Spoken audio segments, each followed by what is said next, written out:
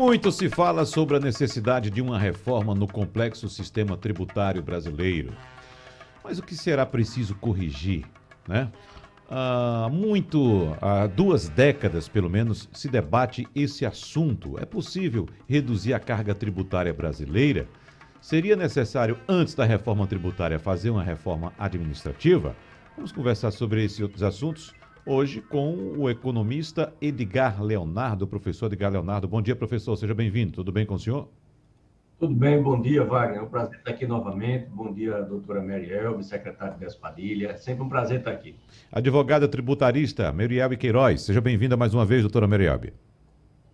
Bom dia, alegria estar aqui com vocês, com o nosso grande secretário Décio, com o nosso professor Leonardo, para falarmos mais uma vez dessa questão intrincada que é a tributação brasileira. Obrigada pelo convite. Mais uma vez. Secretário da Fazenda de Pernambuco, Décio Padilha. Muito obrigado, seja bem-vindo, secretário.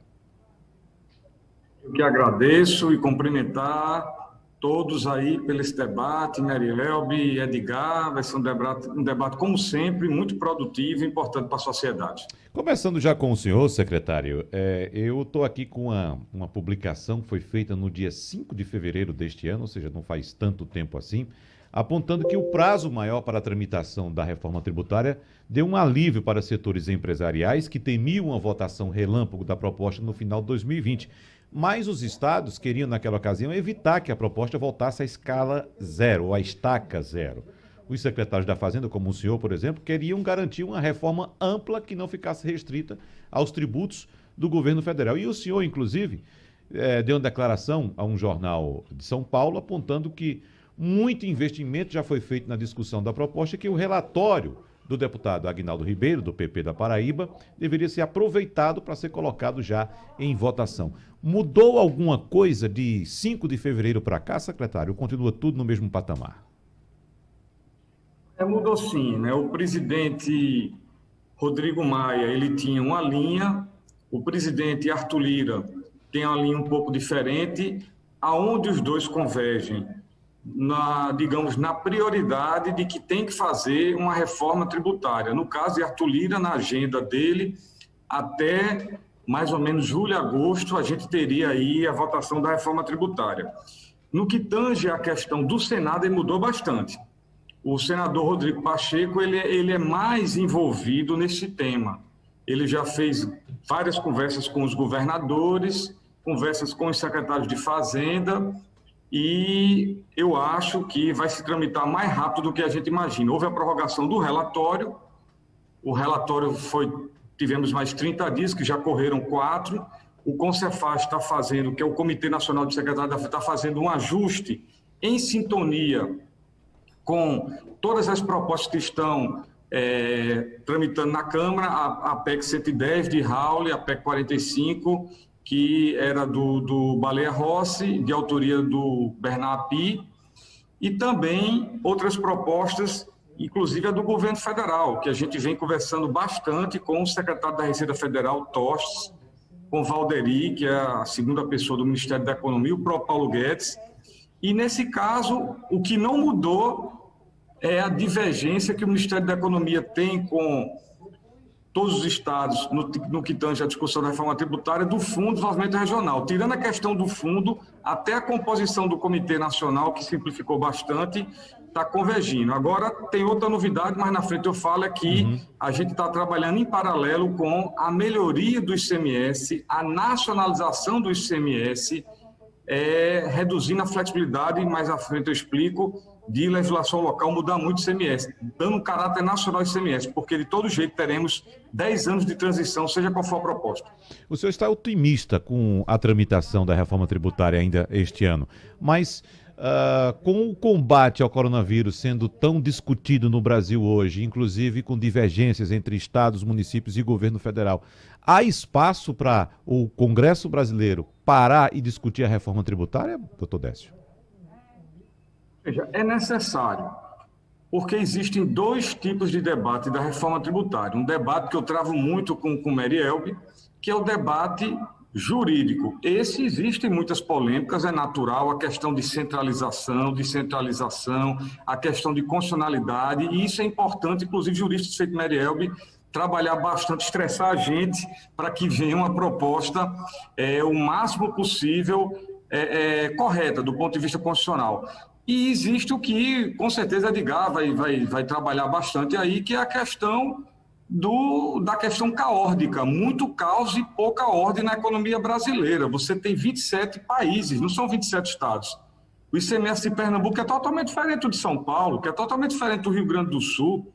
Lá em São Paulo eles fizeram uma mini reforma tributária, no Rio Grande do Sul fizeram uma profunda reforma tributária, mas as mazelas do ICMS como tributo plurifásico, não cumulativo, indireto sobre consumo, de caráter nacional, regionalizado, por dentro, não neutro, isso tudo destrói a economia. Então, quem vai investir aqui, algo tem que ser feito. Por isso que eu estou otimista, porque o que o Rodrigo Pacheco e Arthur Lira disseram para a gente é que algo tem que ser feito por uma coisa só. O cara coloca uma empresa no Brasil, ele é um verdadeiro herói, porque ele tem que entender da legislação do Estado que ele fixou a empresa.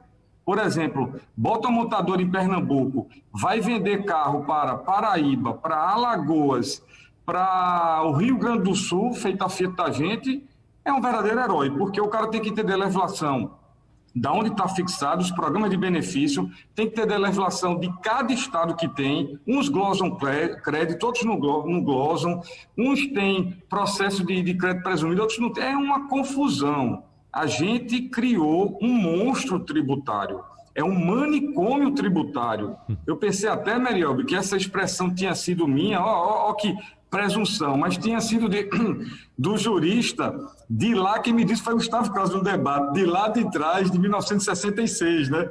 Eu digo, que pena, me desculpe aí, mas devolvendo a autoria. Que toda palestra eu digo isso, é um manicômio tributário. Pernambuco, só neste ano, olha, Pernambuco teve mais de 13 mudanças de ICMS, e a gente está em 3 meses, 13. No ano passado foram 550 atos, entre lei, decreto, portaria, instrução normativa. Isso é uma loucura para acompanhar. Isso é um custo de aferição de tributo muito alto. Para pagar o tributo, tem empresa que gasta até 20% do seu faturamento com a burocracia pesada. Muita burocracia. Então, a gente precisa caminhar. Nós temos aí 2 eixos. Um eixo que é um eixo de uma reforma ampla e um eixo da melhoria do ICMS. Na pior das hipóteses, se não passar a reforma ampla, a gente emplaca, porque a gente já tem essa proposta, de uma nacionalização, melhoria do ICMS. Agora, eu estou muito otimista com a reforma ampla, porque quando colocar um prazo de transição e melhorar esse ICMS, esse prazo de transição, a gente vai sinalizar para o mercado, sinalizar para a comunidade europeia, que a gente sai de um tributo analógico, um tributo dos anos 80, um tributo da Guerra Fria, um tributo de 88 que não se conecta com a globalização, um tributo que eu estudei junto com mais 26 secretários, fizemos um grupo de 13 secretários, nós estudamos 7 sistemas internacionais, os melhores que tinham, nenhum deles separa serviço, mercadoria. A competência de serviço é para um ente federativo, a competência da mercadoria é para outro ente federativo, todo mundo tributo, que chama-se base tributária integrada, ou o que chama-se uma solução integrada. É serviço, produto, tudo junto, com alíquotas pequenas e sistema de aferição eletrônico. E, normalmente, com pouca flexibilidade de estar mudando o tributo. Foi o que a gente viu que está dando certo em todo lugar que a gente estudou, tanto no hemisfério norte europeu, como no hemisfério norte americano, Estados Unidos, canadense, são modelos interessantíssimos. E a gente não consegue se enxergar numa globalização com o ICMS, que é o tributo mais importante do país. Porque quando você fala no IVA, 60% é o ICMS. 60% do ICMS. Não confundir com a receita corrente total da União e o ICMS, que é uma das receitas do Estado. 78% da minha receita corrente líquida é o ICMS. De São Paulo é 80%. Então, os estados vivem de ICMS e o Brasil vive de ICMS. Então, se não mexer no ICMS, não há de se falar de reforma tributária. Doutora Marielbe, a senhora acompanha o otimismo do secretário Décio Padilha nessa reforma tributária? No andamento, pelo menos? Olha, eu estou muito feliz com o que o nosso secretário disse, que agora acho que a gente está chegando a um consenso. um dos maiores problemas do Brasil é exatamente a questão do ICMS. Então, não precisamos de uma reforma tão profunda, nesse momento, mexendo em tantas coisas, se nós pudermos começar pela do ICMS nessa uniformização, essa nacionalização. Eu não sou contra a reforma tributária, é necessária, é preciso. Precisamos simplificar. Acho que quem for contra essas duas questões é doido. No Brasil, que a gente vê, o manicômio tributário foi de Alfredo Gusto Beck, né? Lá em 60 e poucos.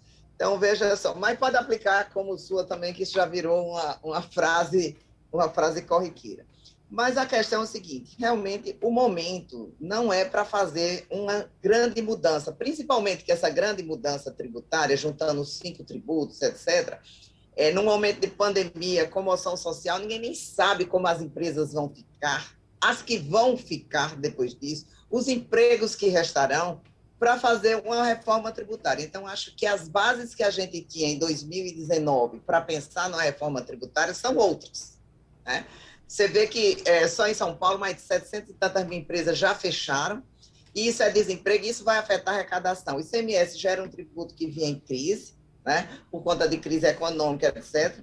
E o ISS era um tributo que vinha em ascensão, ou seja, os municípios dizem que foi eficiência dele também, mas só que também muita coisa hoje está passando para prestação de serviço. E, na verdade, os estados estão querendo entrar num pouco do ISS e um pouco nas contribuições sociais do governo federal. E aí eu acho que é a grande disparidade. Como se não bastasse as PECs correntes, da 45 a 110, que eu acho que não são, com certeza, as melhores propostas, tá? Precisamos de reforma, mas não em cima dessas propostas que temos aí.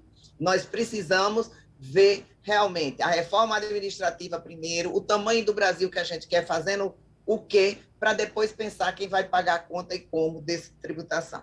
Mas vamos lá para a reforma tributária. Surgiu ainda no debate a PEC 128.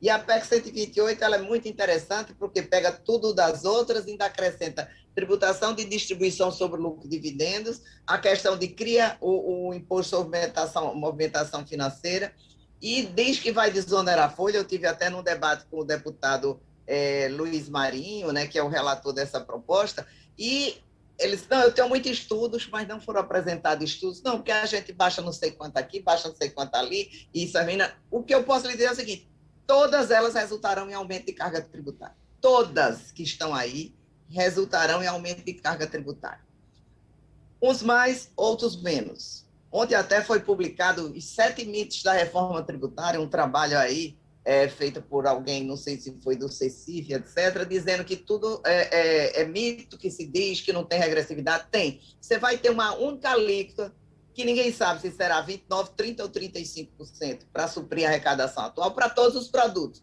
avião e pão. Aí disse, não, mas a gente vai compensar isso acaba com a cesta básica, a gente vai compensar isso com a Bolsa Tributo.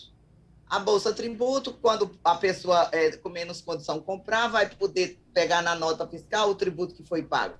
Veja, no Brasil nós temos muitos programas sociais interessantes, mas a gente está vendo agora na questão da Bolsa Emergencial, importantíssima, necessária, não estou criticando, que muita gente recebeu indevidamente, e o que é interessante agora, muita gente que recebeu vai ter que devolver, e outros vão pagar tributo sobre essa Bolsa Emergencial. Então, você vê, foi para quem tinha perdido emprego, mas quando somou as alíquotas, descobriram que era devido. Então, imagine como é que isso vai ficar no tributo. Mas eu nem vou por aí. Dos mitos que foi colocado é a questão da cesta básica. O açúcar, tanto faz para o pobre e o rico, vai ser isento porque está na cesta básica. Gente, isso aí é uma questão de você fixar quais os produtos que serão colocados na cesta básica, mas que tem que haver isenção, eu entendo que tem. E uma das questões da reforma, dessas propostas que estão aí, é exatamente acabar com todos os benefícios fiscais e dizer os estados vão poder dar benefícios fiscais de acordo com o que eles entenderem lá do orçamento deles, né? Então, é interessante essa colocação, mas eu acho que nós estamos no momento de ir por partes. Acho muito interessante a proposta de uniformização, porque, veja, dizer que tivemos vários atos, todos os estados diariamente estão colocando vários atos. Por que não ter uma legislação nacional para facilitar a vida do contribuinte? Temos até uma proposta aí que é do Simplifica Já, que eu até concordo em algumas coisas com ela, mas também tem várias críticas a serem colocadas, que ela simplifica o seguinte: vamos uniformizar o ICMS, vamos uniformizar o ISS, e depois, quando tiver simplificado isso aí, a gente junta. Por quê? Porque juntando os 5 tributos hoje, não simplifica. É isso que eu quero colocar. Não simplifica hoje, porque nós continuaremos com os 5 tributos, serão criados mais 2, então, durante 10 anos, além dos 5 complicados, teremos mais 2. Então, teremos 7 tributos. Depois teremos mais 20 anos para discutir crédito, origem e destino, ou seja, a reforma termina em 50 anos. Essa geração que está aqui não vai se beneficiar dessa reforma tributária. Então, eu acho que falta substância, solidez. Vamos atrair investimentos. Quais investimentos? O quê? Com base em quê? É apenas na sensibilidade de que não, porque se simplificar, mas só vai simplificar daqui a 10 anos. Então, quais os investimentos que serão atraídos? Então, eu fiquei contente com essa proposta de primeiramente, uniformizar o ICMS, ou seja, se não passar nada, que eu acho, secretário, que realmente não vai passar essa reforma, e do jeito que ela está, espero que não passe. Eu acho que, se conseguir já unificar o ICMS, já vai ser um grande avanço e uma grande simplificação para o Brasil. Professor Edgar Leonardo, inicialmente as suas impressões acerca da reforma tributária conforme está apresentada e está sendo discutida neste momento no Congresso Nacional. Bom dia. Em primeiro lugar, muito bom escutar aí as colocações da professora, do doutor Décio. A gente tem, e aí eu concordo plenamente, a gente tem que pensar que essa reforma tributária, a gente já perdeu o bonde. Na verdade, a gente já perdeu o bonde. A gente era para ter feito essa reforma tributária há muitos anos atrás. Como o doutor Décio colocou, a gente vive num manicômio tributário, onde a gente tem uma série de países e que cria uma burocracia para o empreendedor brasileiro, que é tremenda, que não precisa a gente se reportar. Eu concordo com a professora quando ela coloca a dificuldade da gente conseguir aprovar. A gente tem basicamente 3 propostas tramitando, tá certo? Né? A gente tem lá a PEC 45, a 110 e a PL 3887. Né? A 3887 do governo federal, como ela é só um pedaço que foi proposto apresentar o resto depois e não veio até hoje, ela talvez seja a mais simples de todas, né? Ela talvez seja a mais simples. Eu fico muito animado em ouvir a empolgação do secretário, na medida em que crê aí em 2 pontos, basicamente.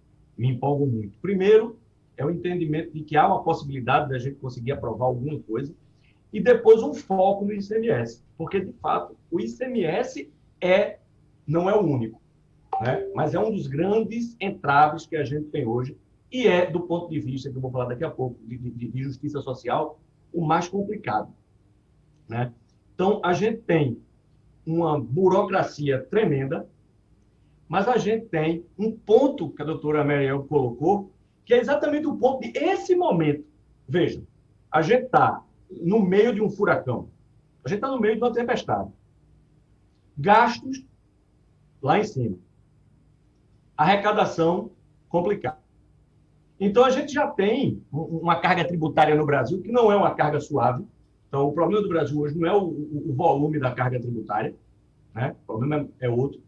O ideal seria a gente desburocratizar e baixar um pouco essa carga tributária. Ideal, mundo dos sonhos. Tá certo? A gente não desburocratiza isso sequer no médio prazo com as reformas que a gente tem aí. Né? Então, isso é complexo. Por quê? Porque a gente precisa de uma transição. A gente precisa unificar uma série de tributos e simplificar a tributação, desburocratizar. E a gente precisaria, além de desburocratizar, a gente precisaria reduzir essa carga tributária, na minha opinião. A gente hoje está cobrando entre 33%, 34% do PIB. Se a gente for comparar isso, né, com os outros países da OCDE, a gente está numa faixa de países desenvolvidos. Então, o nosso problema não é a carga. Nosso problema é depois como a gente consegue, né, por outras questões, que não necessariamente a reforma tributária, a gente consegue aplicar esses recursos. Só que aí a gente tem um outro problema também. Né? O problema é que Para que a gente possa pensar em desburocratizar, a gente pode ter algumas ideias e aí unificar alguns tributos. Eu concordo plenamente, em gênero, número, grau, a necessidade que a gente tem de um foco no ICMS, mas aí a gente precisaria, para a gente pensar nesses dois pontos, de desburocratizar, simplificar a vida do empreendedor aqui no Brasil, simplificar a vida daquele investidor, né, aqui no Brasil. Todavia, quando a gente tem uma situação dessa, sem uma reforma administrativa antes, fica muito difícil. No mundo ideal, a gente não estaria discutindo isso no meio de uma pandemia. No mundo ideal, a gente teria discutido primeiro uma reforma administrativa para a gente definir como a gente quer essa máquina funcionando. E aí a gente passaria para uma reforma tributária que precisa de prazo para que a gente possa se readequar. Hoje, eu acredito, Wagner, que a PL 3887, que é aí a do governo federal, ela é a mais enxutinha de todas. Até porque ela foi proposta, que eu sei, em partes, e acabou não vindo, né, as outras partes completamente, mas ela vai tratar de uma unificação de impostos federais. Então, eu acho que o caminho vai ser um pouco por ela. Posso estar enganado, tá certo? Mas eu fico muito satisfeito com a preocupação dos secretários, né? Já que o doutor Décio colocou essa preocupação em cima do ICMS, porque se a gente for observar, o Brasil tem algumas questões, e tem algumas questões, por exemplo, como o imposto sobre grandes fortunas temporário, que tem uma proposta tramitando também, que é extremamente controverso, mas se a gente, do ponto de vista do cidadão, e aí a doutora Mary apontou aí a questão complicada que a gente tem aí, por exemplo, no pagamento do auxílio emergencial, né? Então, o cidadão que está na ponta, né, com um desemprego em alta e crescente, né? Esse cidadão, ele com o ICMS menor, né, para ele na ponta já seria mais interessante. Então, só que a gente precisa entender que a arrecadação dos estados precisa do ICMS. Então, isso aí tem uma série de pontos que realmente vão ser extremamente difíceis de serem debatidos. E eu gostaria que a gente conseguisse aprovar alguma coisa, mas no ano que a gente sabe que tem eleições ano que vem, no meio de uma pandemia, eu realmente fico um pouco temeroso se o Congresso vai conseguir discutir e discutir com a qualidade que o tema exige. Entendeu, Wagner? Uhum. Para a gente conseguir aprovar alguma coisa. Mas eu acho que se a gente conseguir já dar um encaminhamento a isso, mesmo que seja com um dos pontos, mesmo que seja, de alguma forma, criando, do ponto de vista nacional, pelo menos uma simplificação do ICMS, né? E aí tem um ponto que o secretário colocou, que é a questão de que aqui a gente tem estados com E maiúsculo, 3 pelo menos. O federal, o estadual e o municipal, e eles diferem nos estados todos que a gente tem, nas unidades federativas. Porque a gente separa lá o que é serviço, e a tendência natural é que serviço cresça, né? E serviços nos negócios, na prática, acabam dando uma margem muito melhor do que o produto em si. Então, isso precisa ser revisto, é uma coisa que já está pontuando nas propostas todas que estão aí. Então, a princípio, eu acho que a gente precisaria pensar nas empresas, reduzindo esse volume de trabalho, né, ligado à tributação, que é estupendo, e para as pessoas físicas a gente tem que lembrar, né, de que ela precisa ter um imposto sobre o consumo que pese menos no dia a dia, porque a gente acaba sendo muito injusto com a tributação aqui no Brasil. Acho que esse é o principal ponto. Vamos fazer um intervalo rapidinho, daqui a pouco a gente volta com a segunda parte do debate. Debate em rede. Bom, voltando para o debate, eu queria saber agora do secretário da Fazenda de Pernambuco, Décio Padilha, a opinião dele acerca de outro ponto bastante importante quando se discute a reforma tributária.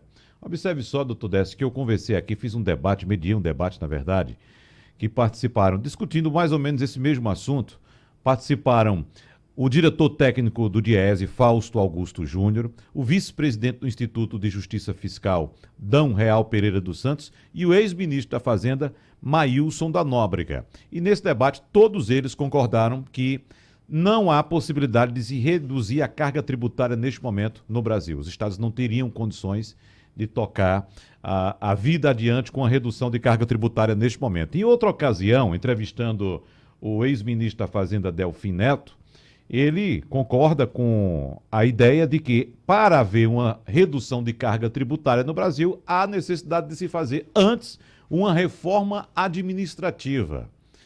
Eu queria saber a opinião do senhor em relação a esse assunto. Questão de redução de carga tributária. Não seria necessário fazer antes uma reforma administrativa ou o senhor acha que o caminho deve ser esse mesmo que está posto agora? O caminho, Wagner, é concomitante, porque politicamente a gente vem articulando. Veja o momento que a gente vive. Eu acho que tanto Merielbe como o nosso Edgar tem clareza de que você juntar 27 governadores e apoiarem um único texto que passou 1 ano e meio em debate. Eu tive o orgulho de representar os 27 secretários como coordenador nacional da reforma tributária. Fui eleito, está acabando daqui a pouco meu prazo aí, acaba esse ano, mas eles democraticamente, inclusive São Paulo, Henrique Meirelles votou em mim, o que é uma coisa, não é, um ministro, ex-ministro da Economia, botar uma pessoa do estado do Nordeste para coordenar um trabalho de 27 estados com 27 governadores. E aí, você conseguir criar um texto, desde 1995, existem comissões temáticas de reforma tributária, de vários entes. Nunca se chegou a um acordo. E a gente monta uma proposta com 8 premissas, em que 27 secretários constroem ela. Depois a gente leva para o Fórum Nacional dos Governadores. 2 debates grandes, eles mandam ajustar, aprovam. Vamos para o Congresso Nacional. Temos reunião com o presidente do Congresso. Apresentamos mais de 10 vezes a ele, na época, ao Alcolumbre. Depois também ao Rodrigo Maia. Protocola uma proposta de 27 governadores, chamado Substitutivo 192, que é um aperfeiçoamento da PEC 45. A PEC 45 tem várias falhas, como é natural, todo trabalho tem. E aí, você, diante disso, não tem como desperdiçar esse momento com 27 governadores apoiando. Por isso que eu acho que quando se debate carga tributária, você tem que olhar o contexto. E quem está direto no Congresso, feito nós, nosso grupo lá, isso fica muito claro. Você tem que trabalhar as duas coisas, aproveitar esse momento político com o apoio de 27 governadores para caminhar com algo, com a reforma tributária possível, dentro de premissas como o princípio do destino pleno, porque você não pode ter origem de destino, isso é coisa que em nenhum lugar do mundo tem, isso é invenção, uma jabuticaba, origem de destino, criou guerra fiscal, não há competição fiscal, eu vivo guerra fiscal, eu pratico guerra fiscal, é terrível. Eu pratiquei guerra fiscal agora de ovos e aves. A gente praticou guerra fiscal do Convênio 110 agrícola. Não dá para ser desse jeito. A gente pratica guerra fiscal do querosene de aviação. A gente pratica guerra fiscal de uma coisa extremamente complicada chamada veículos. Então, é um Estado destruindo o outro. É quem tributa menos para atrair a empresa e o mais pobre perde mais ainda. Então, esse contexto tem que ter o apoio político para poder caminhar. Não adianta só o trabalho nosso, dos secretários técnicos. Então, a gente tem esse apoio dos governadores. E aí você tem que fazer concomitante, porque custo Brasil não é reforma tributária, que já foi colocado aqui. Reforma tributária você padroniza, simplifica, sai do caos, traz segurança para o investidor. A gente hoje não tem segurança, né? Ele sabe que o contencioso administrativo e o contencioso judicial do ICMS é na casa de trilhão, cada um que chute o número, é muito alto. Aqui em Pernambuco já vai em 14 bi, é muito alto, é da casa de trilhão, não é nem de bilhão mais. Então a gente está dentro de um contexto em que, para poder baixar a carga tributária, tem que ter, e é verdade, a PEC do Pacto Federativo, a PEC dos fundos, porque é um empossamento muito grande, é um custo imenso para esse país. Você tem aquele fundo marítimo que você tem 12 bi empossado quando falta dinheiro para o básico no país e no governo federal. Então, e aqui em Pernambuco não é diferente, esses fundos engessam muito. Então, você tem que acabar com esse engessamento dos fundos dos últimos 15 anos. Tem uma PEC específica para isso, que o CONCEFAZ, que eu faço parte, o Comitê Nacional de Secretários, ajudou a construir. A PEC do Pacto Federativo, que tem muita coisa interessante ali, ela tem que ser aprovada. A reforma administrativa, eu acho que tanto Edgar como Merielbe tem clareza que é de longo prazo, porque é para os futuros servidores. Então, ela é mais uma sinalização de alteração de trajetória, alteração da curva de médio prazo. Então, ela é importante por isso só, mas ela não resolve absolutamente nada inicial. Já a PEC do Pacto Federativo, sim. Ela é e a PEC emergencial foi toda distorcida, toda deturpada por causa desse problema agora pandêmico aí. Ela tinha os gatilhos interessantes que não adiantou. Gatilho de 95% e facultativo, Pernambuco gasta 93,4%. Quem está em 95% só são 3 estados, Minas Gerais, Rio de Janeiro e Rio Grande do Norte. Você fez uma PEC para 3 estados? Não existe isso, não alterou em nada essa PEC emergencial. O que eu queria dizer é que tem que ser concomitante, porque essas PECs de cunho da administração pública, ela reduz o custo do Brasil. Aí vai reduzir carga tributária, que hoje, Edgar, o Concefaz, nosso comitê, está projetando para esse ano 35%, tá? 35% já. Foi 33% em 2019, 34% mais ou menos em 20%, e agora vai para 35%. E não vai parar. E não vai parar. Veja a confusão de combustível hoje. Se você tivesse um tributo que não precisasse ter uma pesquisa quinzenal da ANP, se você não tivesse o monopólio da Petrobras, que aqui aumenta. A alíquota de CMS desde 2016 é a mesma, Merielbe sabe disso. 1 de janeiro de 2016 é a mesma alíquota. Ela é alta, mas não é ela que está produzindo esses aumentos. Mas tudo tem que ter uma reforma realmente mais, digamos, ampla, não só tributária, da estrutura federativa brasileira. Então, tem que trabalhar a PEC do Pacto Federativo, tem que trabalhar a questão dos monopólios, tá? Só fala em privatizar, mas não adianta privatizar com monopólio. A Petrobras é um monopólio natural. O que é que foi feito? Uma grande petrolífera internacional não entra aqui para disputar. Se associa a Petrobras é sozinha. O gás natural só tem um fornecedor, a Petrobras. Então, não tem como ser. Está aí o aumento, 39%, que vocês estão acompanhando a minha guerra para explicar à sociedade que não fui eu que aumentei. Não foi, vocês vão saber em primeira mão. Pelo contrário, amanhã vai sair um PMPF que não sou eu que faço.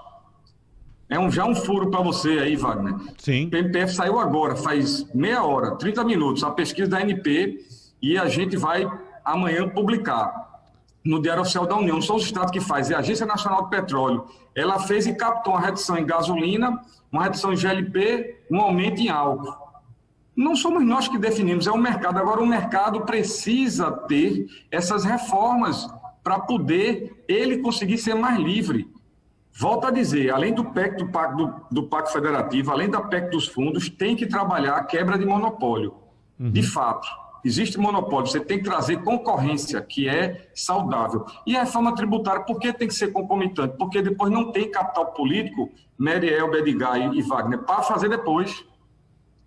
Não tem capital político, eu estou vendo isso, o capital político ele é momentâneo. Hoje se tem capital político para fazer alguma reforma. Vocês sabem, Merielbe acompanha isso há muito tempo, debate a reforma tributária. Há 10 anos atrás, Merielbe, quando a gente ia para aqueles congressos que você organizava, a gente não tinha capital político nem para encampar uma nacionalização do ICMS, que hoje é tranquilo, hoje é pacífico com os 27 secretários. Os governadores confiam muito em secretário da Fazenda. Pernambuco teve 5 secretários da Fazenda que viraram governador, o próprio atual, Eduardo Campos, doutor Arraes, Gustavo Krause, eu não sei justo com algum, foram 5. Então é importante saber que essa relação de secretário da Fazenda com o governador é uma relação muito forte e os governadores estão trazendo capital político para um debate técnico. Então tem que ser concomitante.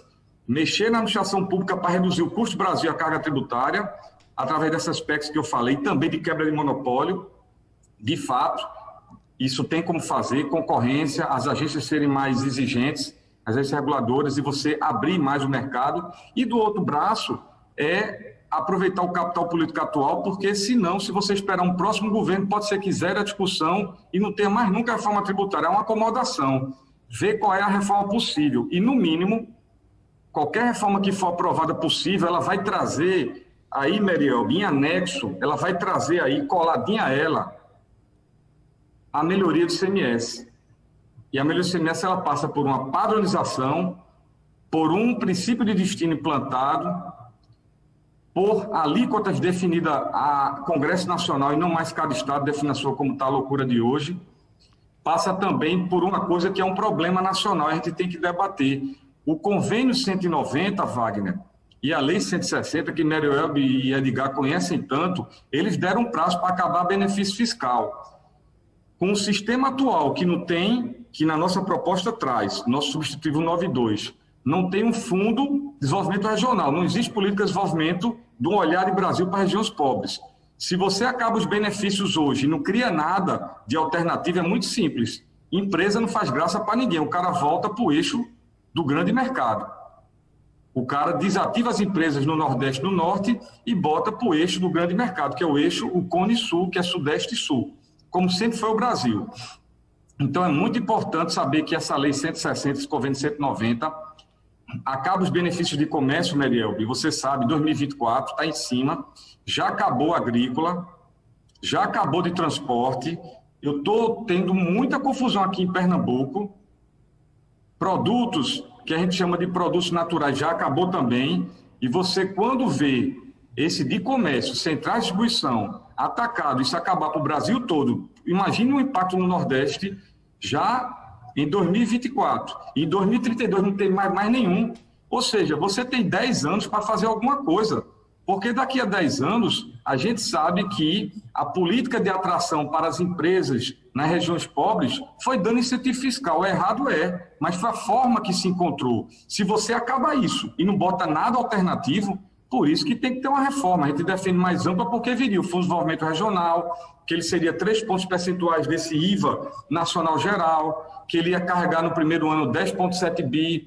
no 10º ano ele ia carregar no ano 97 bi. Por que essa conta cabalística 97 bi? Porque a LDO de renúncia fiscal de todos os estados hoje dá 97 bi. Se você juntar todas as LDOs de renúncia fiscal, só daqui a 10 anos é que a gente teria um valor desse fundo do que a gente hoje dá de benefício, seria gradual.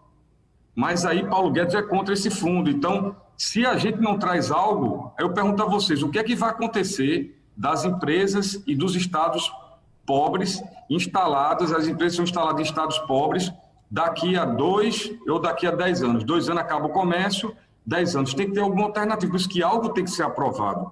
Alguma coisa tem que ser aprovada.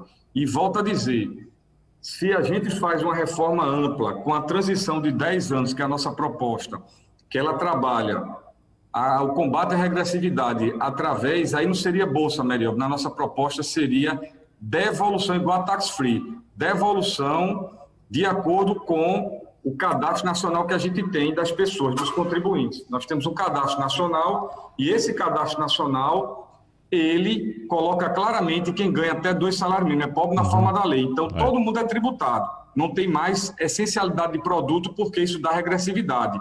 Um pobre comprando charque e um rico comprando charque, a regressividade é muito grande. Mas tem, no combate à regressividade, a devolução através da nota da conta da pessoa e essa devolução é rápida, igual a tax-free. Já 17 estados estão rodando modelo perfeitamente possível, roda rápido, sem erro algum, através de nota fiscal eletrônica que a pessoa digita no site, bota seus dados e a gente tem um banco de dados. Bom, mas tudo isso só é possível se for concomitante. Reforma tributária e reforma do Pacto Federativo. Vamos fazer mais um intervalo rapidinho, a gente volta com a última parte do debate e aí sim as colocações da doutora Merielbe e também do professor Edgar Leonardo. Daqui a pouquinho a gente volta. Debate em rede. Doutora Merielbe Queiroz, a senhora fez algumas anotações aí a respeito da exposição que foi feita pelo secretário Décio Padilha, mas eu queria só acrescentar uma questãozinha aqui que todo mundo está fazendo aqui, doutora Merielbe. O sonho, a tão sonhada redução de carga tributária, vai demorar mais algumas décadas para chegar para o brasileiro? Olha, infelizmente, sim. Se vier algum dia. Se vier, né? Porque, veja só, que dia eu espero estar viva para ver. Olha, como eu sou jovem, tem um longo caminho aí, né? Mas o que é que acontece? Eu vejo sempre nessas discussões, veja, os governadores se juntam para defender o que eles querem, os prefeitos se juntam, os parlamentares, o executivo, o legislativo, e o povo, que vai pagar a conta, não se junta, não se organiza. Então, essa é a primeira questão. A nossa sociedade civil, ela não é ouvida, nem se coloca, tá? Então, nessa situação atual, eu acho que não devíamos estar falando em reforma, e sim, como incentivar empresas para gerar empregos e garantir os empregos que estão aí. Porque o que é que acontece? Realmente, o governo vai precisar de recursos, mais recursos, você vê a dívida pública quanto é que está, e vai aumentar, porque precisa socorrer a população. Tá? Então, é ilusório achar que vai algum dia vir uma redução de carga tributária. Veja, mesmo aquele projeto do governo que o professor Leonardo estava colocando, o PL 3887, ele embutia na questão de unificar as alíquotas de PIS e COFINS um brutal aumento de carga tributária. E aí o que me preocupa é exatamente essa questão. Faz-se um discurso e na prática não corresponde. Então, o marketing da reforma tributária está muito bom dizendo vai simplificar. Não vai. Não vai simplificar, não vai exonerar, não vai nada. Um dos maiores problemas que nós temos no Brasil, além do contencioso do ICMS, é o contencioso de PIS e COFINS na discussão de crédito, que não vai acabar nem com essa reforma. Por quê? Porque, novamente, aqui não está bem claro na emenda constitucional qual é o crédito, e depois ficam os governos alterando o conceito de crédito. Então, esses 5 trilhões, ontem eu caí para trás, porque vi um documento falando que a dívida, os litígios tributários já chegam a 5 trilhões, mas veja, não é todo mundo sonegador, não. Tem sonegadores, isso eu não estou falando. São pessoas que não podem pagar, e muito mais gente vai aumentar agora, e nesse ponto aí, Pernambuco até teve a sensibilidade com a lei de transação que está se falando na área federal, mas já tinha algum tempo, e colocar um parcelamento, mas a empresa vai ter que pagar. Então, Pernambuco fez algumas medidas muito interessantes, mas a empresa não está faturando e vai ter que pagar tudo, o tributo de agora e os parcelamentos para trás. E o que é que se faz com essas empresas? Aí veja como é difícil, desafiador equilibrar, porque o Estado, e o Estado, quando eu digo todo mundo, União, o Estado, município, precisa arrecadar, e ao mesmo tempo as pessoas não podem mais. Ou seja, tem uma classe que consegue ainda de empresas grandes que foram beneficiadas pela pandemia, mas a maioria não foi. As empresas prestadoras de serviços que pegam, que empregam a maioria das pessoas, foram altamente prejudicadas. E são essas que vão ser prejudicadas novamente, porque não tem crédito. Uma das coisas que eu gosto sempre de reiterar, secretário, é exatamente a questão da micro e pequena empresa. Ela não acaba no papel, mas ela acaba na prática, a partir do momento que nenhuma proposta diz que ela vai poder dar crédito. Ora, se a microempresa não dá crédito, você afeta a concorrência. Uma coisa que foi falada também, a reforma administrativa, ela é pífia, ela é tímida e é para 200 anos daí para frente, porque agora ela não vai trazer benefício nenhum. Não se mexe em privilégios, não se mexe, vem direito garantido. Então, pronto, essa situação, corporativismo aí, nada contra, todo mundo merece aumento, só que o funcionário privado, o colaborador privado, está perdendo o emprego, não está perdendo privilégio. Ele está perdendo o emprego, sim. Então, veja só a seguinte situação. O povo não vai ter redução de carga tributária. Quem realmente paga nessa reforma, nem hoje, pelo contrário, vai aumentar com as propostas que estão aí. E aí é ilusório dizer, não, porque como é um tributo não cumulativo, vai dar crédito. Mas a gente sabe na prática que não é bem assim. Fora o quê? Em 10 anos, vamos ter 3 eleições, o governo entra, o governo sai, e aí, como você disse, secretário, agora tem um ambiente político, mas outros virão, porque todo governo, independentemente de partido, seja quem for, entra com a bandeira, vamos fazer reforma tributária. O povo pensando que vai simplificar e não simplifica, vai desonerar e não desonera. Então, realmente, a gente precisa rever essas pactos federativos dos fundos. A reforma administrativa ela é necessária, mas do jeito que está, não vai adiantar nada, tá? Só talvez futuríssimas gerações, e aí vai ficar o seguinte, a conta só aumenta, e vai aumentar mais. Então, o que está sendo visto de incentivo às empresas que estão fechando, às empresas que estão perdendo emprego? Nada, né?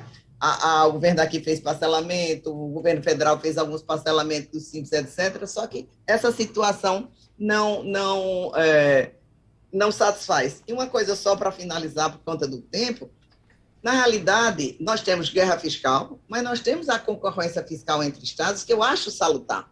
Quais as empresas que iriam abrir no Norte e no Nordeste, lá no Amazonas, lá no Pará, se não tivesse algum incentivo que estimulasse ela aí? Se for cortado totalmente, eu sei que a lei complementar 160, mas tem que ser estudado urgente alguma coisa que substitua, sob pena de concentrar cada vez mais as indústrias, os empregos no Sul, e os desempregos no Norte e Nordeste, e eles ficarem cada vez mais dependentes. E aí, com essa dependência, Amazonas, e aí eu boto Pernambuco, Paraíba, João Pessoa, Maranhão, tudinho, eles vão ficar numa situação difícil. E aí, secretário, com todo respeito, eu não vejo como isso está sendo corrigido nas propostas de reforma tributária. Então, realmente, sinto dizer uma notícia triste para o povo, que, além da pandemia, não teremos redução de carga tributária nenhuma, né? Mas esperança e fé são as últimas que morrem, a gente tem que ter esperança, porque senão acaba tudo, né? E eu acredito muito no secretário, que ele é empolgadíssimo, ele é animadíssimo, e como ele disse, ele representa, né? Falta só ajustar um pouquinho aí, secretário, para pensar mais no povo, né? E ver a seguinte questão. Precisamos, primeiramente, realmente uniformizar ICMS e ISS, e aí depois partir para umas outras propostas mais radicais de reforma tributária. Obrigada a você, Wagner. Professor, obrigado, professora Merielbe. Professor Edgar, por favor, 1 minuto para o senhor, porque eu tenho também uma questão de 30 segundos a mais, que é o nosso tempo que resta, para o secretário Décio Padilha, para a gente fechar o debate. Por favor, professor. Professor Edgar. Está fechado. Só para complementar, ponto rápido que a gente não bateu aqui, mas eu acho que seria importante, já que a gente está falando, e eu concordo com a doutora Merielbe, a gente pensar, por exemplo, no imposto de renda. A gente precisa repensar o imposto de renda, discutir imposto de renda, né? A gente já está aí há muito tempo sem atualização da tabela, e a gente tem uma parcela enorme da população que não devia estar pagando imposto de renda e que hoje paga imposto de renda, e a gente tem uma parcela da população que está um pouco acima, onde a gente poderia repensar esse imposto de renda do pessoal e, né, sem estar sendo populista, mas aí isso, com certeza, isso já traria um benefício muito grande para a população.